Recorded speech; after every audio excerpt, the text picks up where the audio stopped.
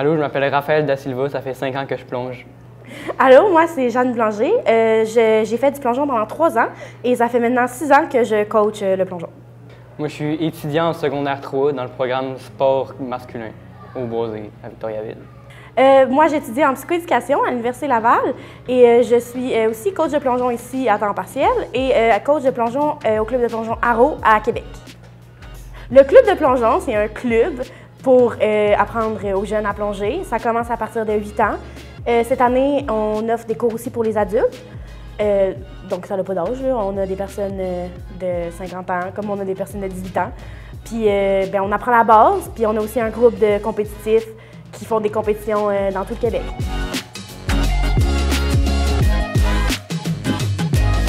Le plongeon, c'est un sport où tu dois sauter dans les airs, faire une figure en particulier le mieux que tu peux. Oui, le but, c'est d'arriver sans faire d'éclaboussure, de faire une belle performance, un beau flip haut, tourner vite, arriver droit. Il y a plusieurs critères. Il y a aussi plusieurs tremplins. Là. On peut sauter. Il y a des compétitions du tremplin de 1 mètre, du 3 mètres. Il y a aussi 3 mètres tour, 5 mètres tour, 7 mètres tour, puis le 10 mètres. Ça, c'est le niveau olympique. Là. Quand tu plonges là, c'est que tu es très bon. Le 3 mètres, c'est... quand on dit 3 mètres, c'est juste avec le tremplin. Puis quand on dit 3 mètres tour, c'est une plateforme, dans le fond. Donc, ça rebondit pas, c'est du plancher que tu sautes. Un tremplin, tu peux un peu comparer ça à une trampoline. C'est-à-dire que tu peux le redescendre et le faire remonter.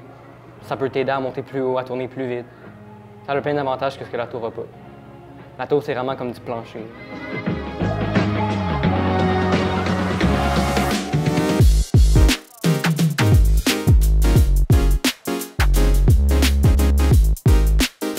En général, t'es meilleur en tremplin qu'en tour. Mais en même temps, on n'a pas de tour ici, nous. Donc, on n'a pas le luxe de pouvoir tester et vous le dire. Ouais. On emprunte les tours d'autres clubs quand on va s'entraîner avec eux.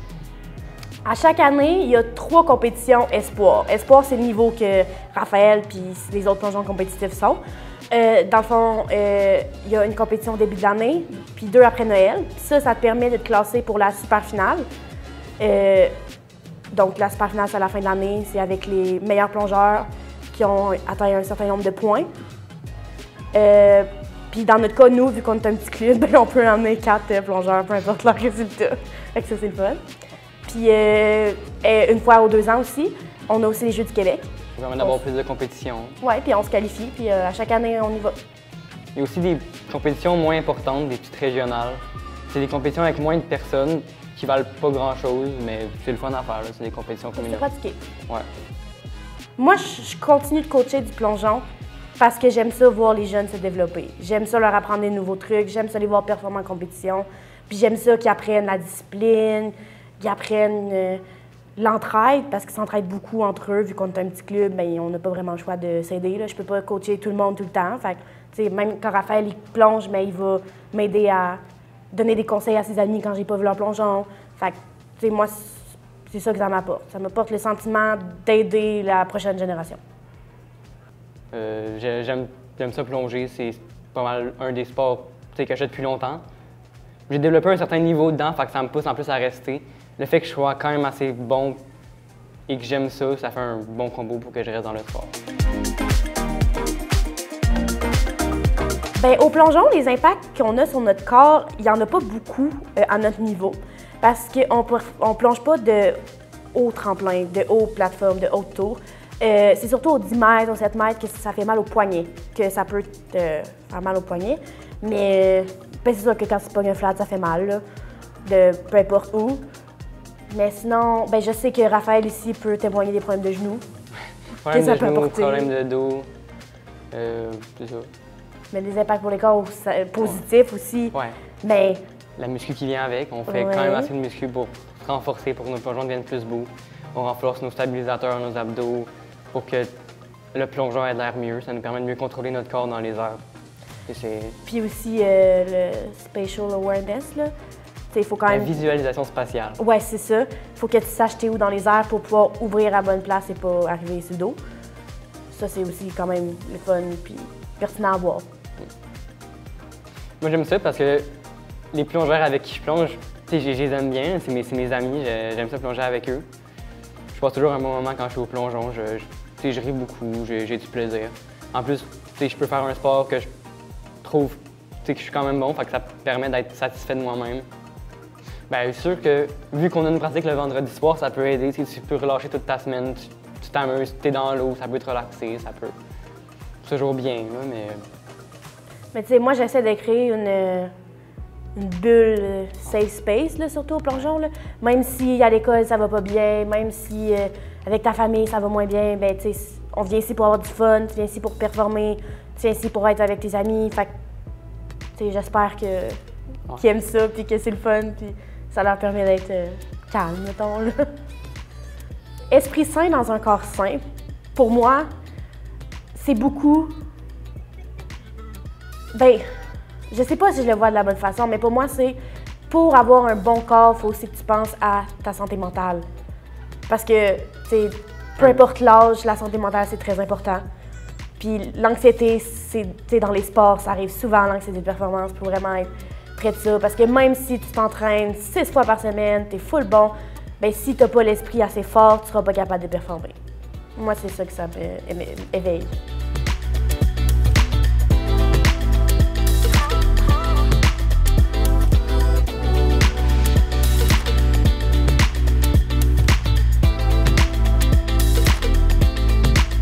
On s'entraîne 2 fois semaine en plongeon.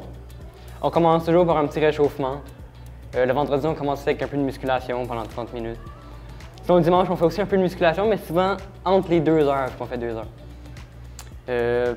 Sinon, je sais que les pratiques, mettons le vendredi, c'est le soir, fait que ça nous pousse à. Tu sais, on se couche pas tôt, là, on peut pas se coucher à 7 heures. Mais en termes de sommeil, ça change pas grand-chose. Ça change pas. Tu sais, on aime ça venir aux pratiques, fait qu'on y vient. C'est comme ça qu'on. On se fait un horaire en rapport avec les pratiques, si ça se dit. Mais ça change pas grand-chose sinon. Là, Ouais, c'est l'horaire en tant que tel de vie, de sommeil, à notre niveau, n'est pas tant affecté. Mais c'est sûr que tu peux pas manger avant de venir au cours de plongeon, sinon ça se peut que tu vomisses. Mais mais tu sais, ça affecte pas tant. Tu manges qu'est-ce que tu veux. On n'est pas à un niveau mange 10 grammes de protéines par jour. Non, on n'est pas strict là-dessus. On n'est pas olympien, là. C'est sûr que si tu es rendu au niveau olympien, c'est tellement rien que ça peut changer de quoi, mais pas à notre niveau. On n'est pas. C'est sûr qu'en compétition, quand on fait des compétitions, c'est très important qu'ils se couchent tôt parce que ça commence très tôt. Mais ça, c'est une fin de semaine par 3 mois, genre. Fait que. Mais là, on s'en va au Jeux du Québec. Fait que là, ça va être très strict les horaires. Là. Ils savent que le couvre-feu va être mis établi. Il y a une heure de réveil, un couvre-feu, le bus il part à telle heure vers la piscine. C'est un horaire à respecter, mais ça, c'est seulement pendant les Jeux. Ouais, sinon. C'est vraiment. Les athlètes sont en charge par le comité des Jeux, par les coachs, je sais pas. Non. Non, par le comité des Jeux, par les missionnaires. Fait qu'on a un horaire à respecter, mais dans la vie de tous les jours, non. On n'a pas. Non. Tous les entraînements, moi, je fais les horaires, que tu fais un échauffement, après ça, tu fais... j'essaie de faire 15-20 minutes de musculation, puis après ça, je fais 5-10 minutes de flex, donc de flexibilité, parce que c'est important qu'ils soient capables de faire un carpé, qu'ils soient capables d'étirer leur épaule pour entrer dans l'eau bien droit. Fait que c'est vraiment important. Puis sinon, je commence tout le temps les entraînements par des plongeons plus faciles, qui ont moins de risque de se faire mal. Puis plus ça avance, plus. Il y a tout le temps une progression là, de plongeon. Idéalement, les qualités qu'il faudrait qu'un athlète aille, c'est qu'il soit flexible, mais ça se travaille. Fort, puis surtout, il ne faut pas qu'il ait peur. Parce que ça fait peur sauter d'un 3 mètres, mais tu peux avoir peur. Il faut plus que tu sois capable de surpasser ta peur. Surpasser ta peur, c'est dur, là, mais faut le faire, parce que sinon, tu changes de sport. Là. À un moment, il va quand même falloir que tu le fasses. Ton premier flat, ton premier. Il y a un premier atout. Par exemple, si tu as un nouveau plongeon, que tu tournes beaucoup, mais que tu as peur de le faire, faut que tu sois capable de vouloir l'essayer. Faut pas juste que tu restes bloqué dessus, que tu prennes beaucoup de temps, que tu attendes que tu aies peur et que tu repousses toujours au lendemain, par exemple. Faut que tu sois. Parce que dans tous les sports, on va se faire mal, hein, puis le plongeon, c'est pas une exception. Mais c'est contrôlé, là, je dirais, la douleur. La douleur, c'est temporaire. La performance, c'est pour toujours. Surtout en plongeon. C'est c'est juste un petit flat, là. Ça pince un peu, mais c'est pas. sais, ça passe rapidement, là. Ça va pas mal pendant 5 jours à cause d'un flat, là. Ben, la dernière fois que tu as fait un flat, c'est pas ça que tu m'as dit, là, mais ok. Ouais, mais parce que c'est un flat, ça va à une bonne place, hein? Ouais. Si je devais donner un conseil à quelqu'un qui me demandait comment je fais pour commencer, est-ce que je peux commencer, je dirais, viens nous voir. On veut de la relève. C'est un sport vraiment le fun, même pour les plus jeunes. T'sais, oui, c'est le fun en natation, mais c'est quoi la partie préférée aux jeunes? C'est de sauter du tremplin. Fait que pourquoi pas faire un cours juste de ça? Hein? Puis même pour les plus vieux, c'est plus dur commencer vieux, mais moi, je suis sûre que tous mes plongeurs diraient de venir avec nous. Ça, c'est pour tous les autres clubs de plongeon dans le monde. Il n'y a pas de petits clubs, il y a juste des petits plongeurs. Je peux pas dire ça! Non, je veux pas de ça. Si tu connais pas le sport du plongeon, je t'encourage à aller voir. C'est quoi? Informe-toi au club proche de ta région, nous. Puis viens t'inscrire pour la prochaine session d'hiver.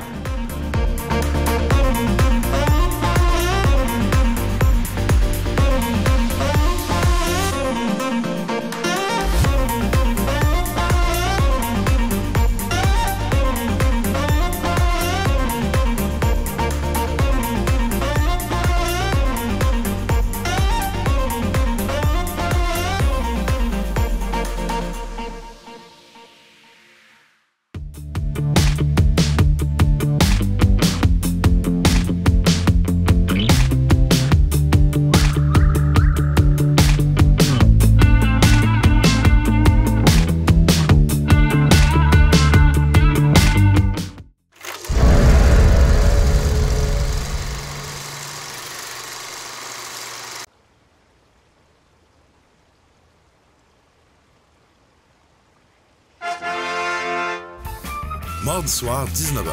Plus de 1500 $ à gagner. Télébingo, rien d'autre.